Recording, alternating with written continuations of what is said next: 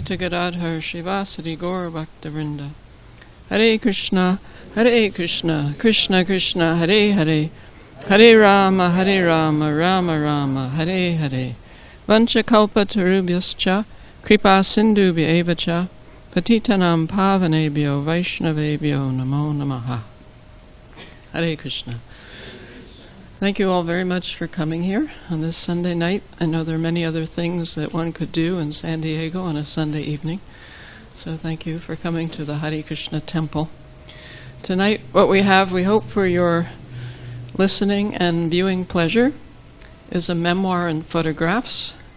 My personal journey. It's called A Journey of Self-Discovery. And it's a photographer's memoir. So this journey starts many, many years ago. As a child, I had a fascination with photography. This is a photograph I took when I was 8 or 9 years old. And I could not have expressed it at the time, but in retrospect, I was confused about the world I was in and what I was supposed to be doing in that world, and why things were going on the way they were. And I thought maybe if I photographed it and looked at it, I could figure it out. So I took pictures of everything. This is in my father's office in Manhattan. He has his back to the camera, and those are his employees and his customers. This is in my hometown in Great Neck, New York, and this type of thing really confused me. Why women spent their time and their money to look like this? It was in the 1960s that I was growing up, and it was a time of great unrest in the United States. I participated in many demonstrations to try to get equal rights for black people. It really hurt me to see how black people were treated so unfairly. And many more demonstrations to try to end what I thought was an unnecessary and exceptionally cruel war in Vietnam. And then it became time for me to go to college. I decided to major in photography at Rochester Institute of Technology in upstate New York. That's me on the left. And almost right away I became fascinated with close-up photography. On the right is soap bubbles, and every bubble is reflecting the sky and the clouds and the window. This is also a close-up photograph. Does anyone have any idea what that might be? Grapes, yes. And this one?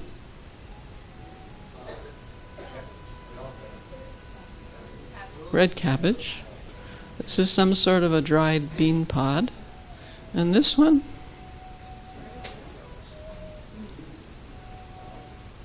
Just speak a little bit loudly, please.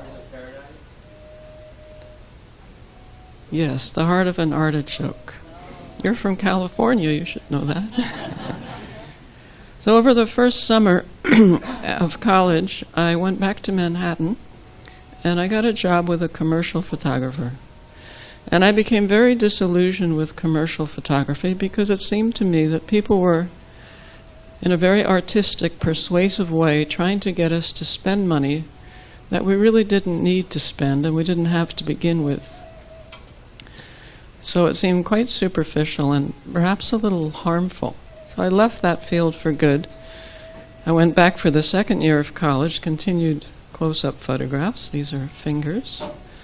And then over Christmas I went home, back to Great Neck, and I took pictures of everything close up. So I was taking a picture of a spoon in my home, and my mother looked in the room and she said, "What are you doing?"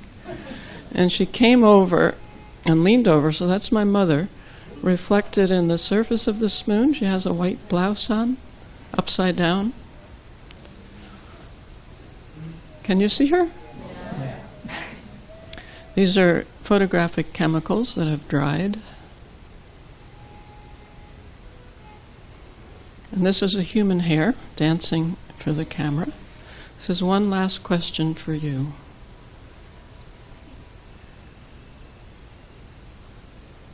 Oh, come on, you're from California. Yes, it's an organic beet. So I took this, what was a term project in college, to a New York publisher, and he turned it into a how-to book. This is my legal maiden name. And somehow this book got some good reviews. Ralph Hattersley was a He wrote for a popular photography magazine. Beaumont Newhall was a photographic historian. And W. Eugene Smith was a photojournalist. And at that time, he was known as one of the 10 best in the world. So I thought I would try my hand at photojournalism. So the second summer, I got a job as an assistant to W. Eugene Smith. And I really admired his artistry with the camera. He was a very talented photographer, and he had a good heart. This is one of a series of pictures he took in a leper colony in Africa. He really wanted to help people through his photography. He was a World War II photographer. He thought if people saw the horrors of war, they would take steps to end war. So he had a good heart and was exceptionally talented. But as his assistant, I realized he was not someone I wanted to emulate.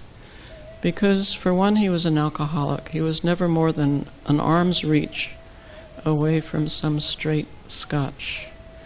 Also, he was not on speaking terms with his ex-wife or his children. And he was living with a Japanese woman half his age, and they had a tumultuous relationship. And she told me privately that he was very concerned that he saw his fame, his worldwide fame, ebbing. So that left me very confused still about my life and what I should do. And in college I had a friend who was also majoring in photography, who went to India in 1970, and from India he wrote to me and said, "You should come to India." So I did that. In 1971 I went to India. India was a very unusual place for me, coming from the West. And it was also in places extraordinarily, stunningly beautiful. This is on the Jalangi River in West Bengal. And ordinary things were done in extraordinary ways for me as a Westerner. Even the animals were unusual. I had never conceived of a hog-eating stool until I got to India.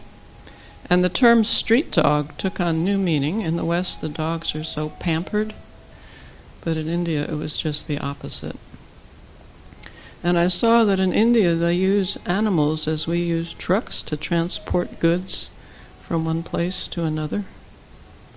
And there were also some disappointments. Some people who were supposed to be holy were not acting in a holy way.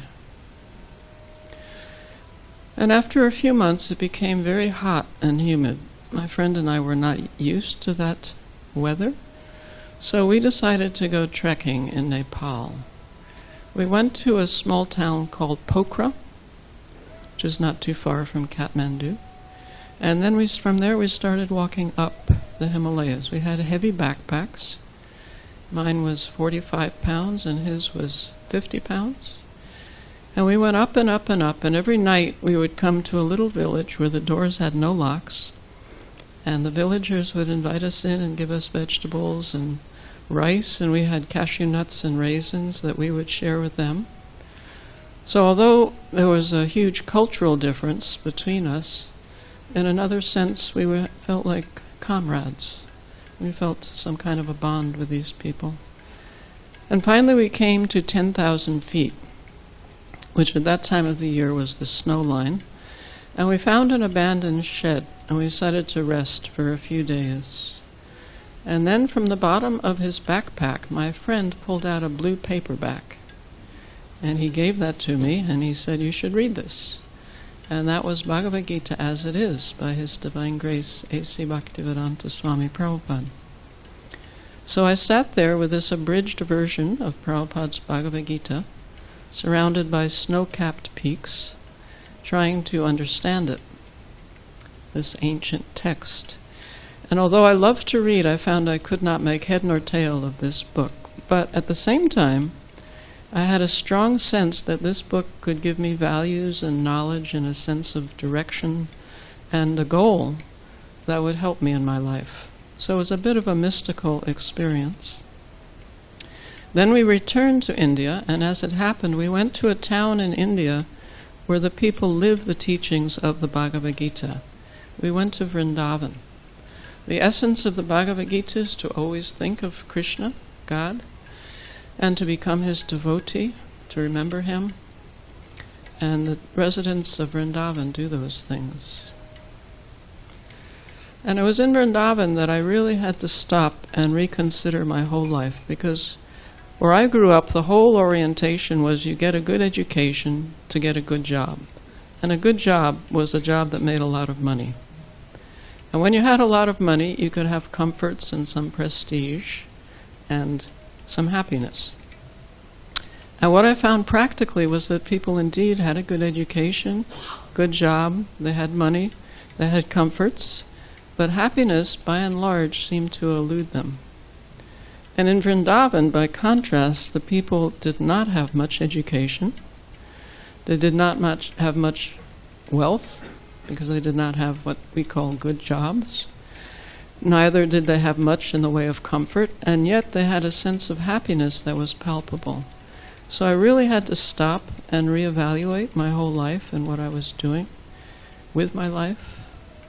It was in Vrindavan that for the first time I realized there was beauty in simplicity, and understood how little we actually need to feel fulfilled and satisfied.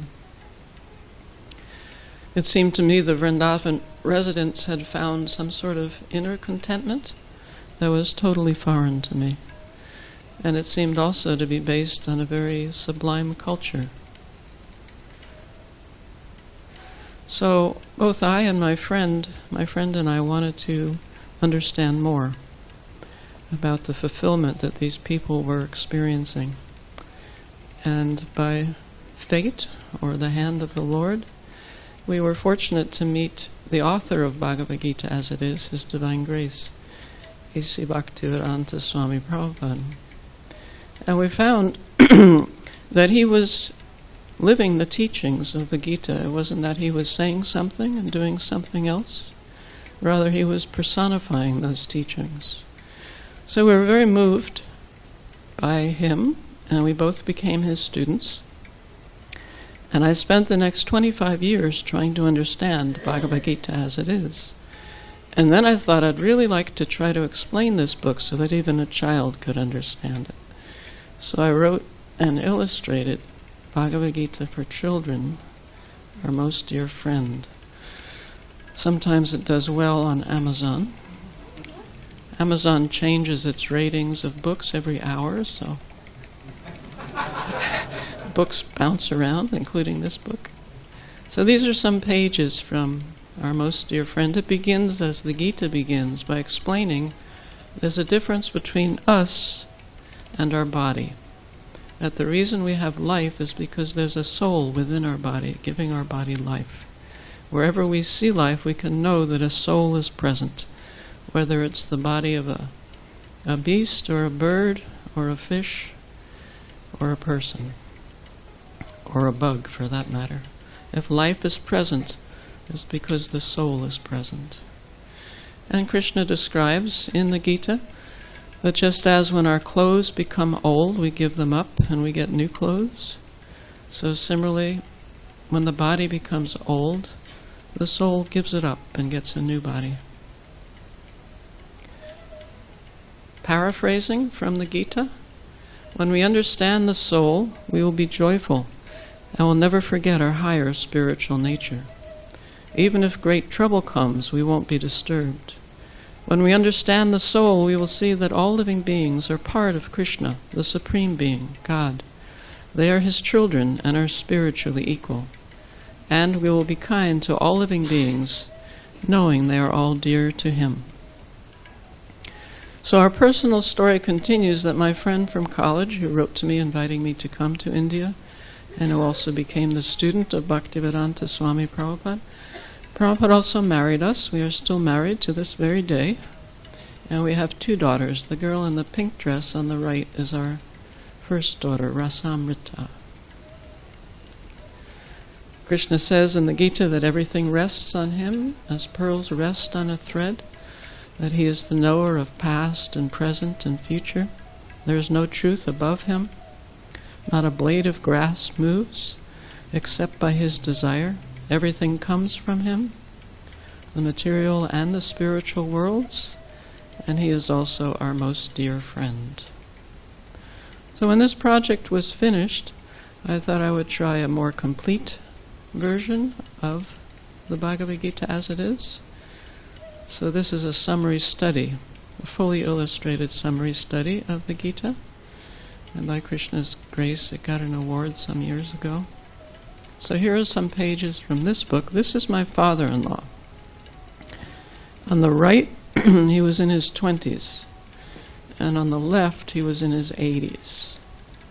So the body has changed completely, but it's the same person because the same soul is residing within that body. Krishna says that for those of us who are embodied, we must undergo birth, disease, old age, and death.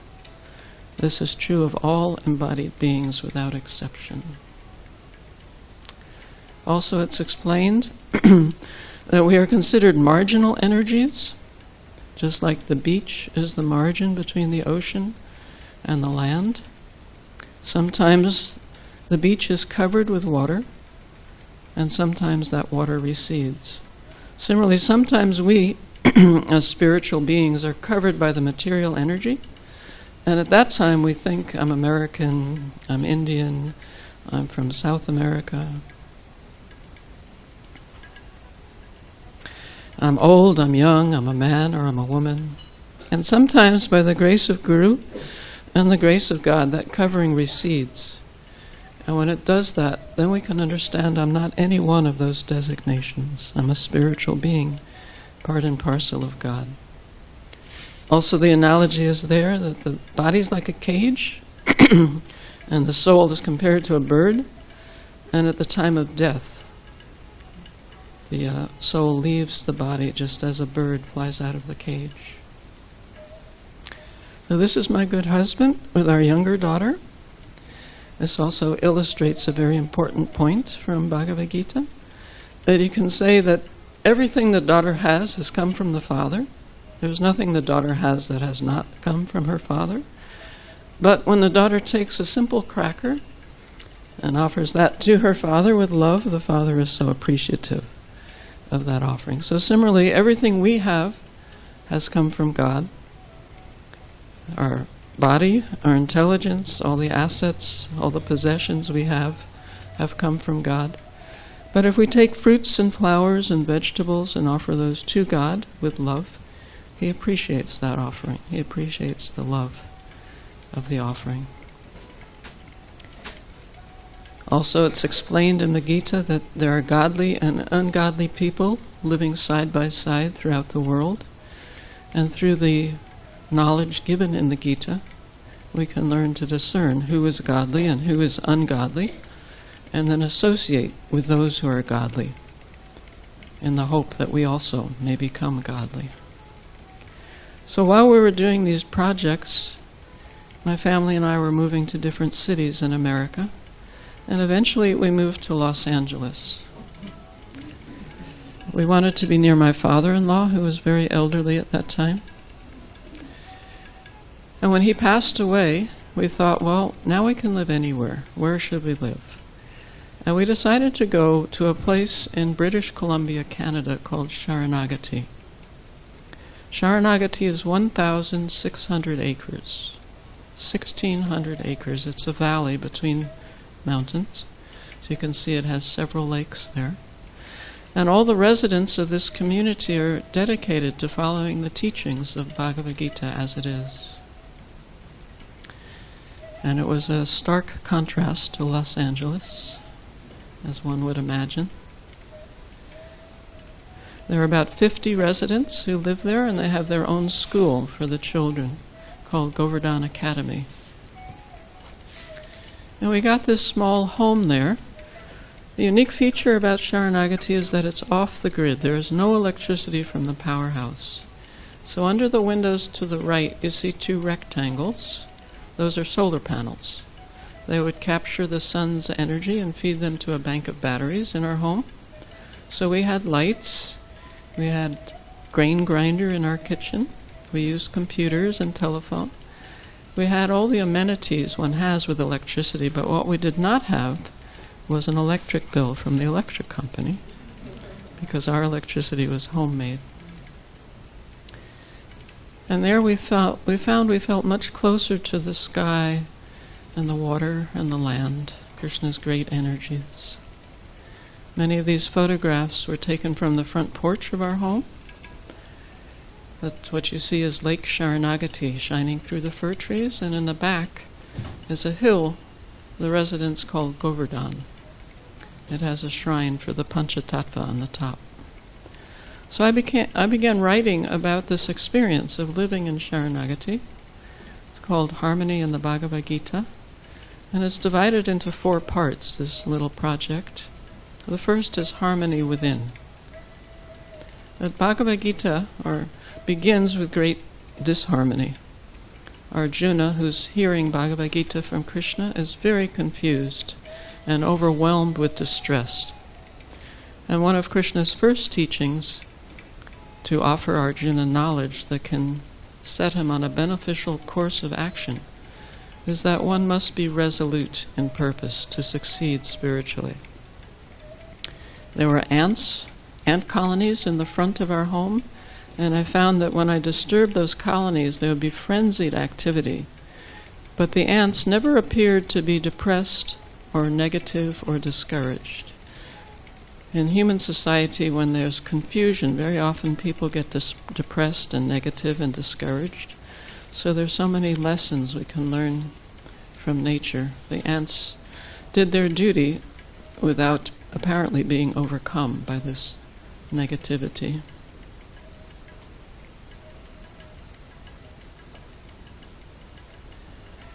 We have summer camp in Sharanagati. For one project, we cut down an old tree and made logs.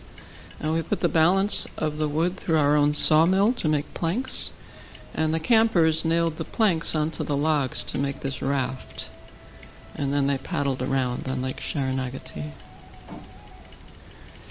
The second part is Harmony with the Earth and her creatures. This is our younger daughter with her own horse. The young girls in Sharanagati each had their own horse. We had bears in Sharanagati. Sometimes people would hear about bears there and think, well, I don't really want to go there. But in fact, the bears were people shy. When you made noise or clapped, they would run. But when no one was looking, they ate the apples off our apple trees, and they ate the carrots out of our gardens. The campers found this lizard there and were delighted. The Gita also speaks about the necessity of balance in our lives, that we will have spiritual aspirations and material responsibilities, and we want to balance those two. Otherwise it would be difficult to experience harmony.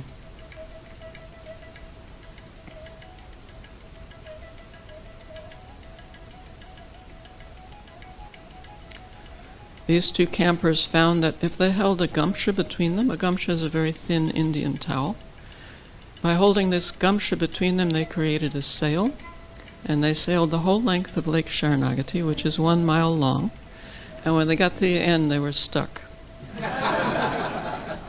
No one had taught them how to tack. Tacking is when you go back and forth in sailing.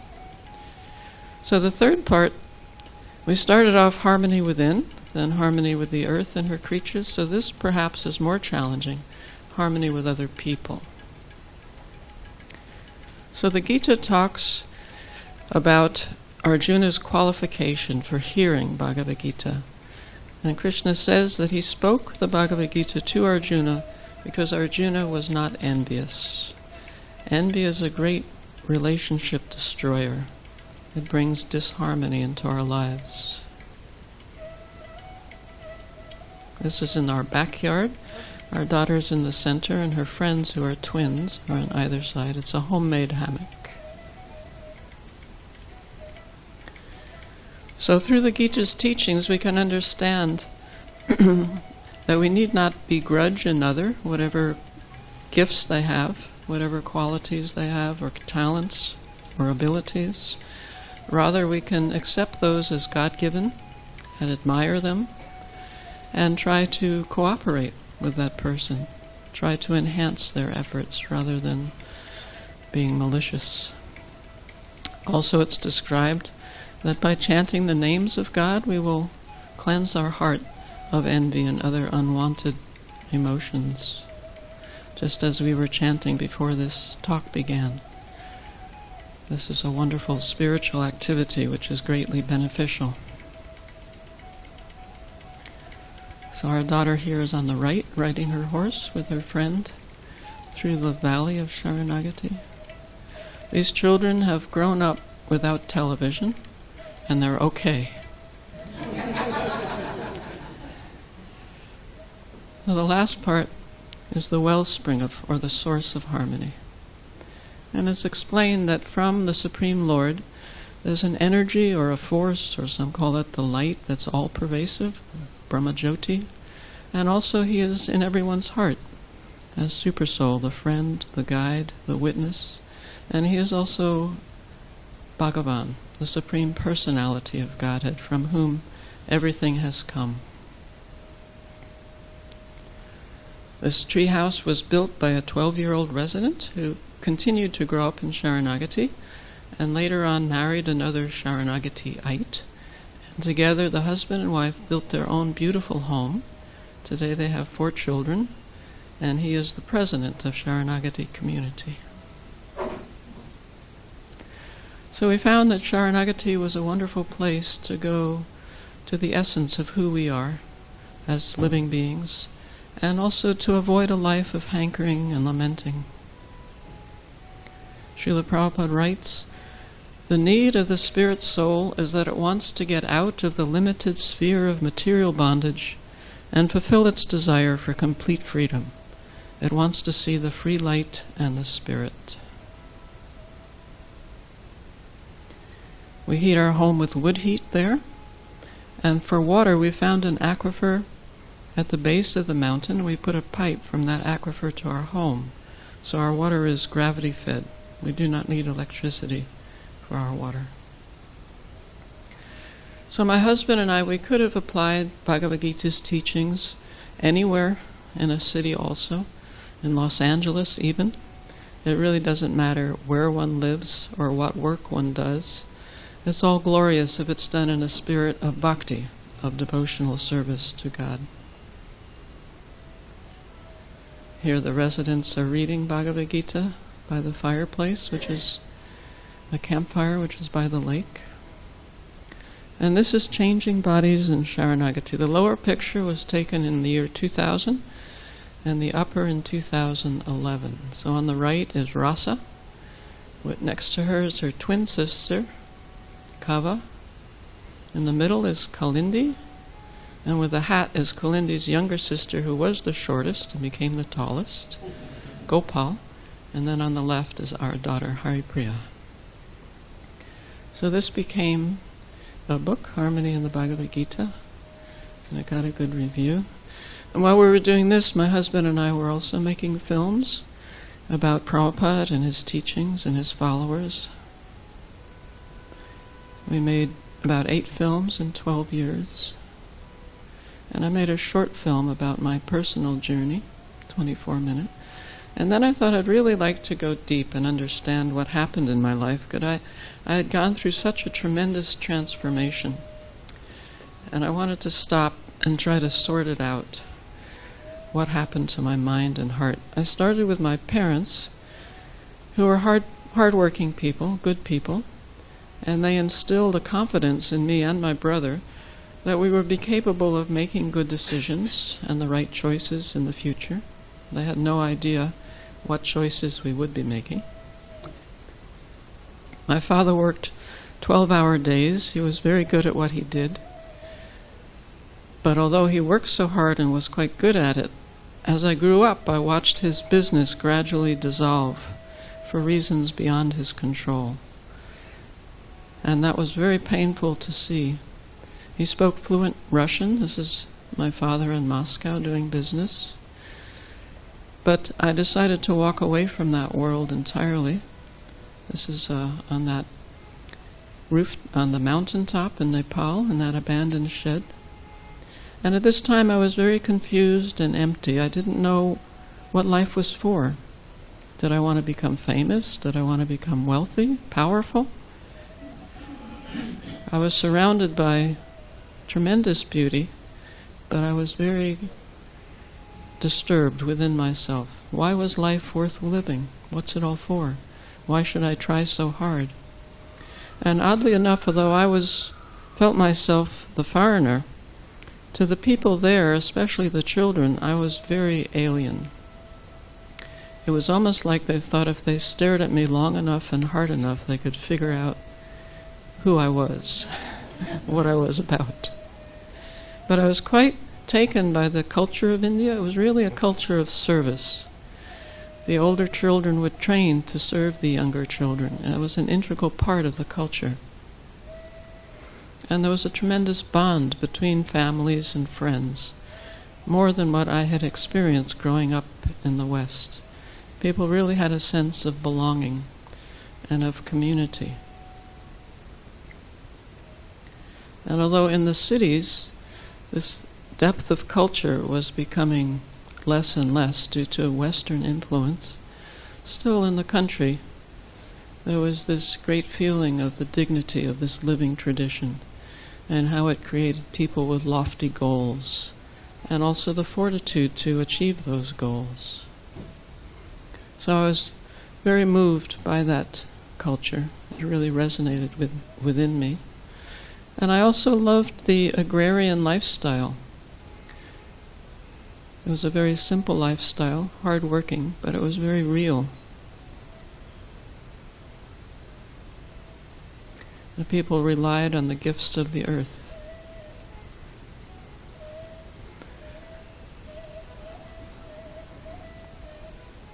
But it was in Vrindavan that I really had a change of heart. My parents were both raised very religiously, my father in the Jewish tradition and my mother in the Roman Catholic. And when they came of age, they both decided independently of each other that their religions were simply rituals with no meaning beyond the rituals. And they gave up religion entirely. So they raised my brother and me as atheists. And I took that very seriously, atheism. I felt that people who were religious had some problem. And yet in Vrindavan, the people had such a strong sense of faith that I started to feel that maybe I was an atheist because my parents were atheists. Maybe it was not a decision I had made by myself, for myself.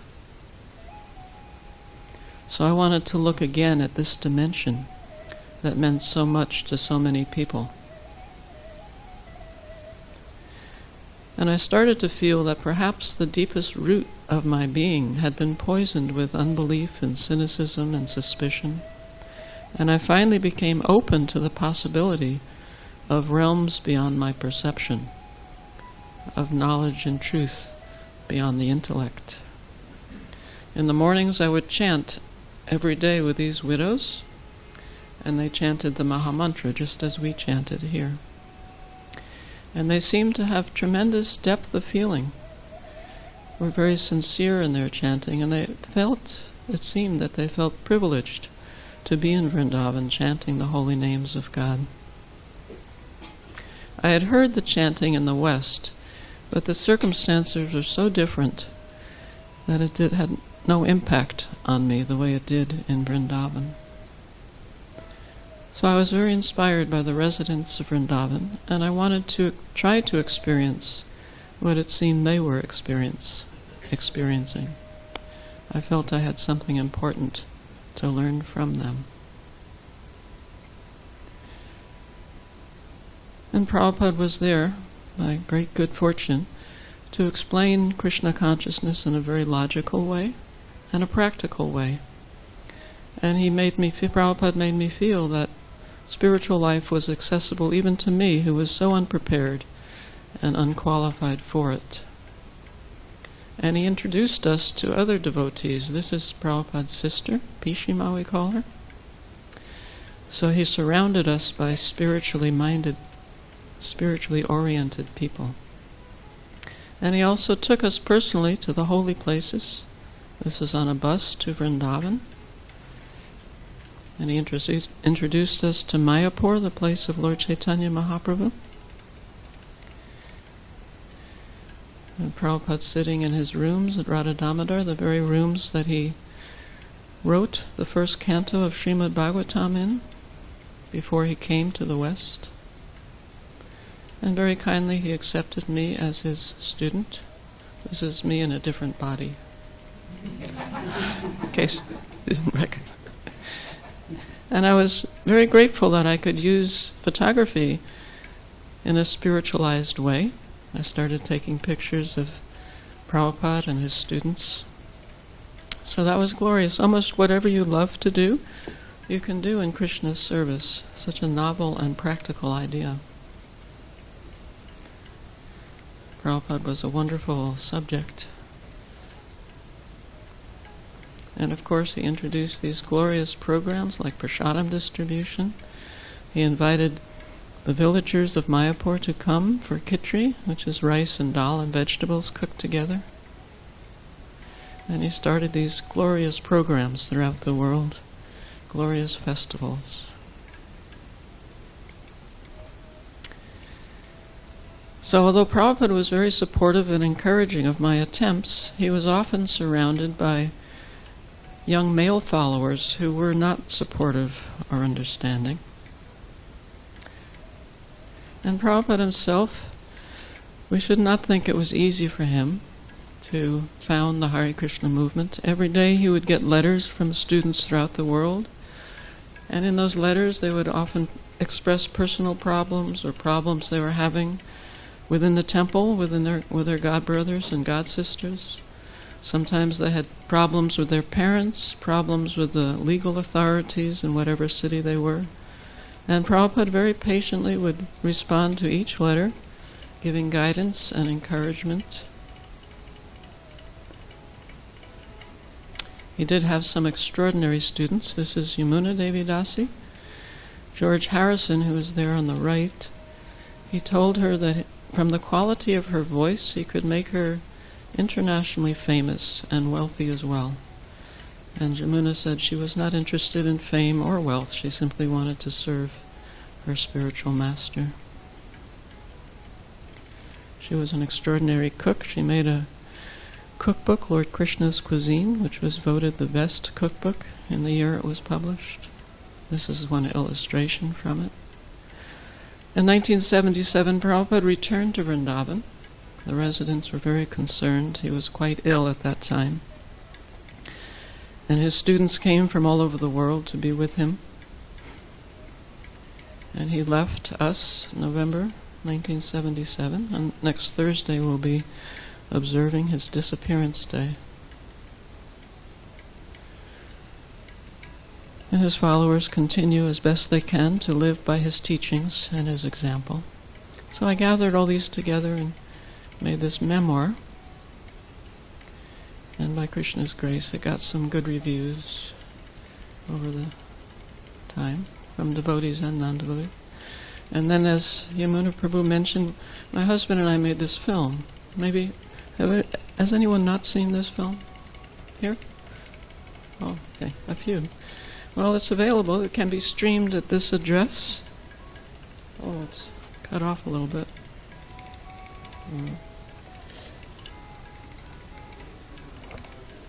It says harekrishnathefilm.com. And we also have DVDs available. So that is a journey of self-discovery, a photographer's memoir. Hare Krishna. Thank you for your attention. Thank you.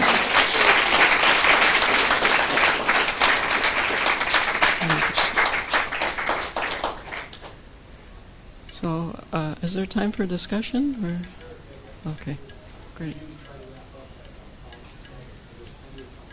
5 to 7, so 10 minutes? Okay. So we have 10 minutes. Are there any points that people would like to bring up to discuss?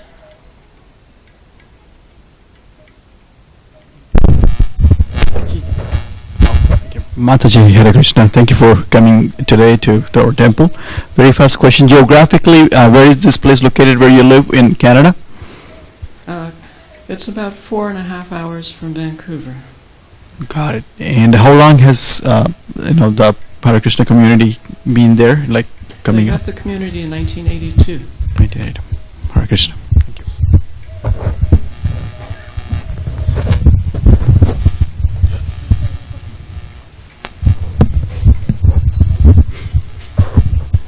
Hare Krishna. Since no one else is asking a question, tomorrow's Govardhan Puja. Can you say something about Govardhan?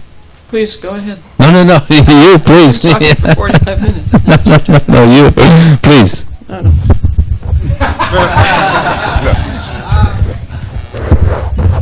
Please. Chant some verses about Okay. When Indra's sacrifice, he stopped. He stole the Deva's pride by playfully uplifting Giri Govardhan to hide his friends and cows beneath the hill for 7 nights and days. All glories to the Lord who in Vrindavan's forest place. So Govardhan Puja, this is New Govardhan. The name of the deity is Giridhari, Radha Giridhari, which means the lifter of the hill. And as you see in each of the corners of the temple, there is a beautiful little sculpture there depicting Krishna lifting the hill, Govardhan. So, unlike in every other year that I've been here, so I've been here 30 years, we're actually having our big Govardhan Puja festival next Sunday or Saturday? Next Saturday at this 5:30, so that everyone can come. Monday night is a little off night. But the pastime has many different aspects. One of the things that Krishna is showing us there is that we don't need to worship anyone but him. Even his relatives, his parents, and so forth, they were regularly worshiping Indra, very logically, because he controls the rain, their agricultural community, and they have to pay the taxes. But Krishna said, no, you don't need to worship Indra. Take the same paraphernalia that you're using to worship Indra and worship Govardhan Hill and honor the Brahmins and the cows and so forth. And because they loved him so much, they agreed. And they had this wonderful circumambulation, and Krishna took the form of the hill, and Anakuta means mountains of food was offered to the hill, and we'll have a little Govardhan Hill here if you come on next Saturday. Big Govardhan Hill, and you all help make it bigger by cooking something at home. We have something in our, hopefully you're on our newsletter. And so, and then of course Indra, as he often does, he lost his temper, and he lost his intelligence for a while, and he became very angry. You know, these foolish people have taken this young kid's, he didn't recognize as God. There's word for it, I'll punish them. So he sent these incredible storm of rain at time of the devastation, blocks of ice as big as your head, and tornadoes and everything. And what did the residents do? What they always did when they were faced with danger, they called out to Krishna, please save us. So Krishna said, don't worry, lifted the hill. They all came under the hill, said, don't worry, I won't drop it. He just held it on his pinky to show Indra that how insignificant he was. 7 days and nights. Finally, Indra came to his senses, and he stopped the rain, and then gradually they all went out, and it's sunny, and they all embraced Krishna. And it was 7 days and nights. No one slept, no one ate, no one did anything but look at Krishna and have his association. It was a very special time. So for more details on this, you can read a wonderful book called Krishna, the Supreme Personality of Godhead by A.C. Bhaktivedanta Swami Prabhupada. It's a summary study, he called it, of the 10th canto of Srimad Bhagavatam. It has many more details on this pastime, and this is what we're celebrating tomorrow in a special way. Hare Krishna.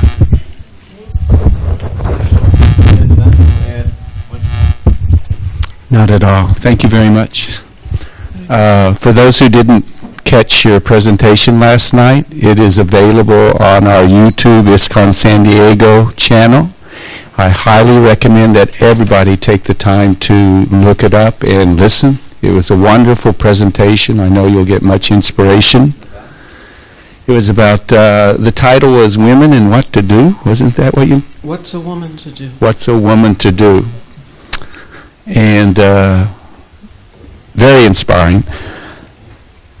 And at the end, I asked you a question about householder dynamics and relations.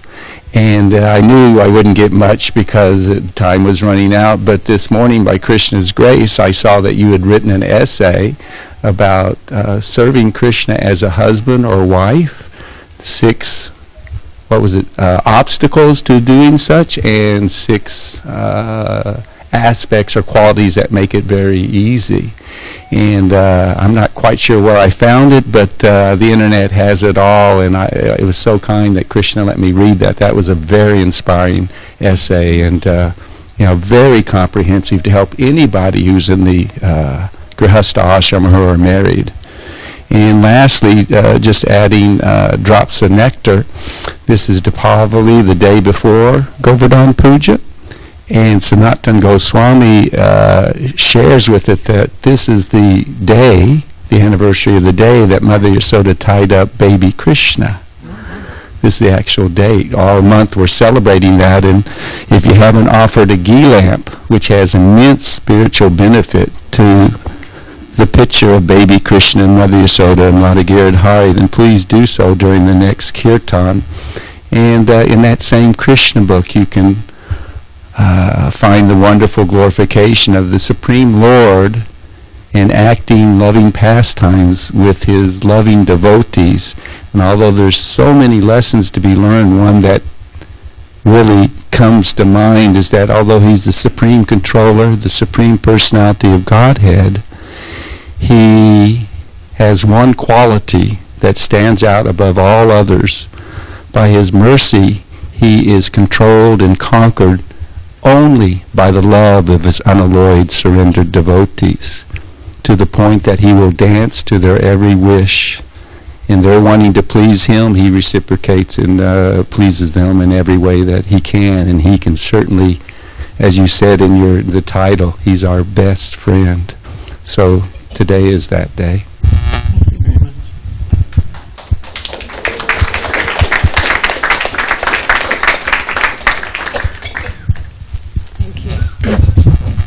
I was wondering, you were referring to your big transformation in life, and earlier how you were an atheist, and then when you were in Vrindavan, did you say it was seeing the faith of the residents that made you start questioning your atheism? And then by the time you met Srila Prabhupada, did you already feel that you were becoming more theistic because of seeing their living faith, or was it after you met Prabhupada something in particular about that interaction convinced you of a personal God?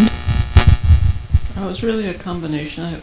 The month we spent in Vrindavan was truly transformative for me and really opened me to the experience of spiritual life. But I didn't speak Hindi, and the residents didn't speak English. There was no preaching, what they say, preaching. It was really an existential experience. Just being immersed in that atmosphere of faith was so transformative. And then I think I was ready to hear Prabhupada's presentation, which is so scientific and systematic and doable. So it was a combination, I would say, of things. So that must have been a kind of a really nice surprise to go from not being able to understand what they were doing in a literal and, analytical sense, but then to hear it explained so beautifully by Prabhupada. Very powerful. And Prabhupada would speak, of course, about Vrindavan, Krishna's Vrindavan, so that was also very moving because I was already very attached to Vrindavan. Thank you.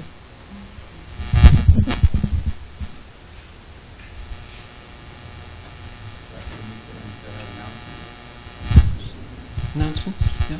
Thank you so much for your attention. I'm very excited.